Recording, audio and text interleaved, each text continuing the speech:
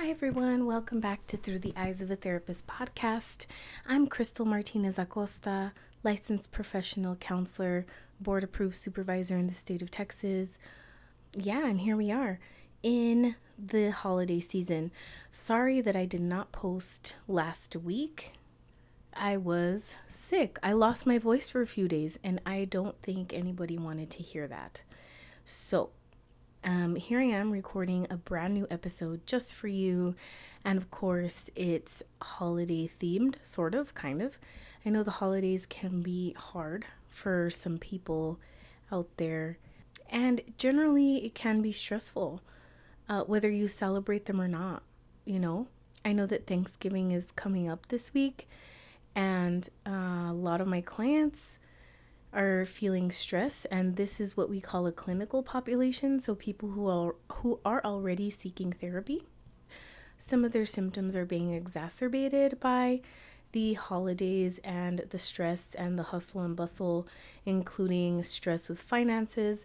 As we know, inflation has gotten the best of the US economy, so this is something that is kind of universal to all of us, not just the clinical population, people who are in therapy, but people who buy things to live, right? The price of gas has gone up and down. Right now, it's a little bit on a downswing. So, sure, it could be a little bit more affordable to get around via vehicle, but it's still pretty high. I know that a gallon of milk is close to $4, at least here in El Paso, Texas. It could be higher depending on where you are. If you're in California, depending on where you are, the cost of living might be higher or lower. But typically in El Paso, Texas, what I hear is that the cost of living is lower, but then also wages are lower, right? So just depending on what your bring home or take home pay is, your financial stress could be kind of congruent or in accordance with that upswing or downswing in inflation. So, of course, financial stress is something that hits us throughout the year, but especially during the holidays, especially if you celebrate or feel that pressure to give or receive gifts or go out with family and friends to celebrate, to eat, even if you're bringing food to a potluck, for example, right? Having to go to the grocery store and get the ingredients for that potluck, depending on how many people are going to be at that gathering, and making sure you have enough ingredients to make the recipe and multiply it by 10, 20, 30 people and feed enough, right? So it can be stressful. Generally, also, stores are more packed. The kids are out of school. I know that for Thanksgiving break, at least here in the El Paso district area, many kids are out for a whole week, and so parents who have to work are probably thinking about, okay, childcare? Question mark. What do I do with my children who are out of school for a vacation, but I need to be at work at my typical 9 to 5, and maybe I can't take time off of work because I need to make ends meet and continue making money to increase that take home pay. Why am I ranting and raving about this? Well, through the eyes of a therapist, for me, it's important to look at everything systemically. Or there are therapies that are based in systems theories. And what that means is the way we conceptualize or think about our clients are through the lenses of systems. So we don't just look at the problem as a standalone issue. We don't look at the client having a problem and the client being the problem. Like, am I the problem? Am I the drama? No, typically it's not. Through systems theory, what ends up happening is we look at all of the systems that surround a client, and it kind of trickles outward. So if you think of a droplet of water landing into maybe a lake, like into a bigger body of water, you see the droplet, and if you slow that droplet down into slow motion, you see a ripple effect, right? So let's imagine that the droplet is the client, and the client has a bigger effect or a little ringlet around it. That first ringlet around it is maybe, representative of the people who live with the client. It could be their immediate family, their roommates, their direct support system. Then the droplet creates another ringlet, and that second outer ringlet could be the neighborhood and the outer community that the client interacts with and that also impacts the client. So it's bidirectional. The client impacts the community and the community impacts the client. And then it creates a third ringlet. That outer ringlet, that third one, could be an even wider community. So it could be something that's a little bit further removed, but still has an impact on the client. So it could be something like the legal system, the police department, public libraries, case managers, social workers, things of that nature that still have some kind of direct or indirect impact on the client's life and could also receive impact from the client. And then that fourth outer ringlet could be things like the economy, the bigger picture sort of systems, norms and cultural norms and things like that that have to do with influencing a person's worldview, but maybe don't have a one-to-one effect on the client, like a direct family member who maybe lives in the same room with the client, but it still has an influence on the client's life. Anyway, so there's that systems view of stress. I know that last week I talked about the importance of keeping supervision at a lower cost and keeping it at a flat $200 a month. And as I was looking at my finances after that episode, I was like, wow, I'm really going to stick my foot in my mouth because in 2023, I'm thinking of really raising my rates because across the board, just like, I don't know, compared to milk manufacturers or any other type of product that you see out there, things are inflating. Prices are inflating. So my prices also need to inflate to keep afloat, if you will, right? So instead of charging $200 a month, I might have to start charging $250 a month or $300 a month for supervisees who come on board with me in 2023.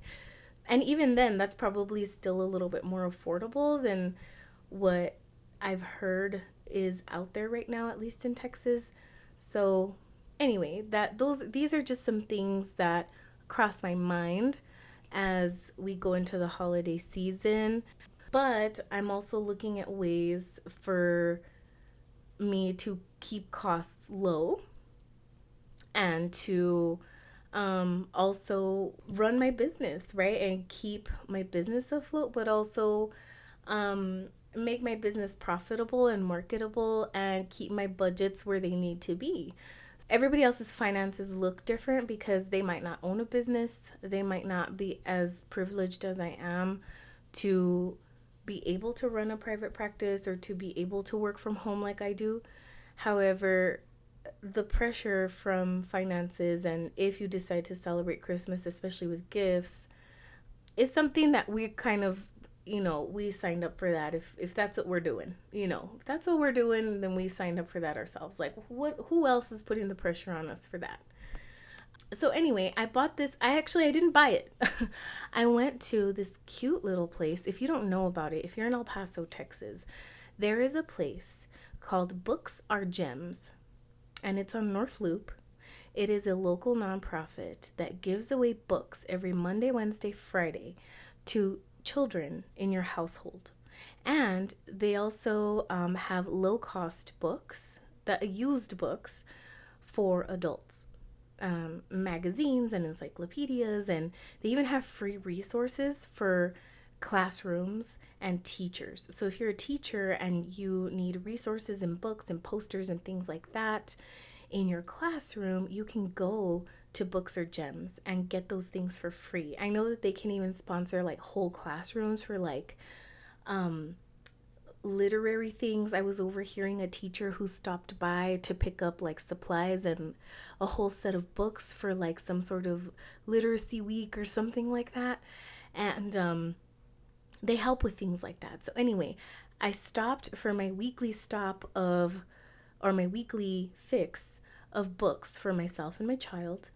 And I picked up a small little magazine that said do it yourself gifts.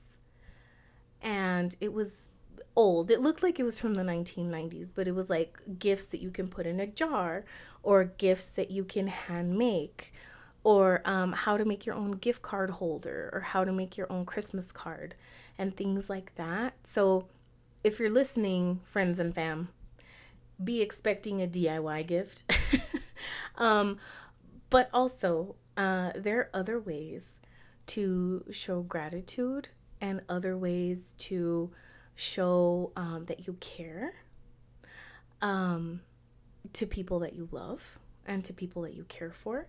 I don't know if you've heard of the love languages. Okay, but love languages are ways that people show love to each other, and the way that they also like to hear love from each other. And so the love languages, there are 5. So the first one is words of affirmation, the second is quality time, the third is physical touch, the fourth is acts of service, and the fifth is receiving gifts. For me, I love to receive gifts and I love to give gifts. That is like for sure my love language. Like if I give you a gift, I am sort of like a penguin and I love to give you like a little pebble, and I'm like, you know what, this reminded me of you and I love you, and it's like my love language, right? If you give me a gift, I don't care what it is. If it's like a piece of yarn and you're like, dude, this reminded me of you, I love you so much, I'm like, oh my god, they love me, great, and I just get like all warm and fuzzy inside, because that's just how I am. I don't know why or who or what or how. I don't know how this is formed. This is just a theory created from a book. Well, created by Gary Chapman, Chapman. This is a pretty popular book. It's a very short read. It was created in 1992.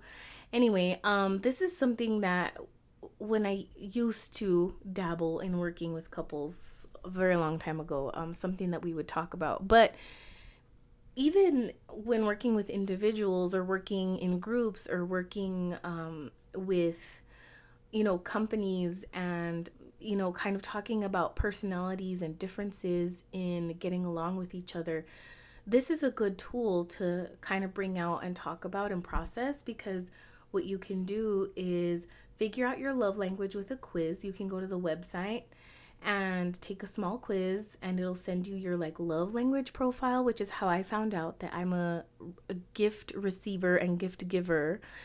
And it gives you like your proximal like love language as well. So I think I found out also that my husband is like an acts of service person. So he shows people that he loves them and cares for them by doing acts of service, which makes so much sense because he's an athletic trainer, he's a certified personal trainer. He also is just very active also around the house. Like he will fix things, he will patch things up, he will make sure that things are clean or things are organized, or like I'm not gonna trip and fall or slip and fall on stuff, or he just makes sure that people are safe all the time. So these are things that he likes to do to show his love. And so sometimes for me, because my love language that I interpret love with is receiving gifts, I'm a little confused and I'm like, I haven't received a gift lately. What's going on? Where's my pebble, right? Like if I'm a penguin, I'm like, where's my pebble? So that's where like the work comes in, right? Is that if I'm a gift giver and gift receiver and he's an acts of service person, then we have to somehow come to the agreement or consensus or conclusion that we need to show each other our love languages to ensure and speak each other's love languages to ensure that we feel validated and loved. So I also in turn have to do acts of service for him.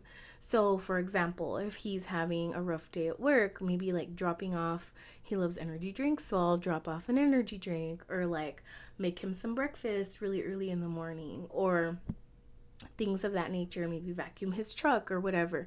So these are things that I could do for him that would show him that I love him. Even though I could give him a gift, that's not his love language, right? And for Christmas, like, I love giving gifts and I want to get him all the things, but that might not show him what his love language is. And so just kind of take note if you want to. Maybe this could be a cute little project for you and your family members, is everybody take the love language quiz and everybody figure out their love language, and then everybody give each other a love language related gift. So that way, one, you're kind of like saving money.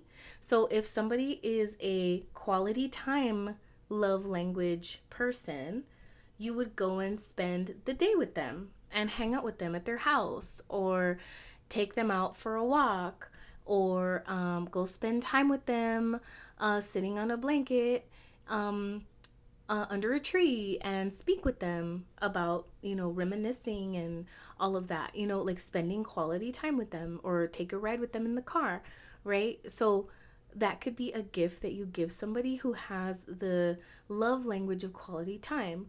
Or words of affirmation. If somebody's a words of affirmation person, you could give them like a cute little affirmation cards with things that you love about them, and they can pull one out every day, or like morning, noon, and night. Like, write something really nice about them that you love about them, or call them every day and let them know something that you appreciate about them or that you admire about them. So depending on what the person's love language is, maybe you can give them that type of gift for the holidays instead, and do like a 25-day little, love language gifting kind of thing. Now, if the person likes to receive gifts, of course, that could get expensive. So maybe 25 items from the dollar store. I don't know, because I think like for people who like to receive gifts, it's also really the thought that counts. It's not how expensive it is. So, for example, if somebody were to do that with me, like 25 days or 12 days of love language gifts, right? I would be so excited if somebody were to even go to the thrift store and get me like a 50-cent thing, like, for 12 days. I would be like, oh my God. And if, because of the thought behind it, like they really put some thought into this, or if they handmade the gift, or they baked me something, or they drew a picture for me, or they made me a little bookmark, or they made me an origami bird out of a gum wrapper, I would totally save it and I would put it right here on my desk. You know what I mean? Like, it doesn't have to be something that you buy. It can be something that you make, that you found around the house, even if it's something that you already owned and you wanted to give to me, like, cool. Or something you found out in nature on a hike, like a rock. I collect rocks. Like, I collect rocks and shells, and that's just, I'm okay with that. Like, that's just the extent of like the love that I love to receive from people. Like, even if it's rocks, I collect them. So anyway, that's my idea for you all this beginning of the holiday season. I'll come back and do some more holiday related stuff, likely because it's December. I hope you all are staying safe out there and warm out there.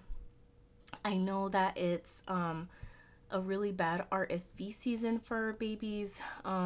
This wild cold is going around because I have had a cough for like 2.5 weeks, and I should probably go to the doctor for that. And my voice gave out again last week, so that's why I couldn't record. So anyway, here's this week's content. Thank you so much for listening to Through the Eyes of a Therapist podcast. Again, my new website is going to launch in a couple of weeks, so please visit the old website if you want, www.clarityelpaso.com. You can visit me on Instagram at Through the Eyes of a Therapist, or at ClarityEP.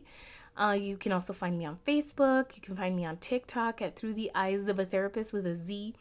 I'm kind of all over the internet now, so you can find me anywhere. The reality show that I was on, which is something I'll talk about maybe in a couple of weeks, will be dropping in December, I believe. I'm super excited / nervous about that, and we'll talk about that soon. But again, thank you so much for your patience with this unedited, unfiltered, highly candid version and season of Through the Eyes of a Therapist podcast. I will talk to you all again next week, and stay safe and warm. Until next time, bye.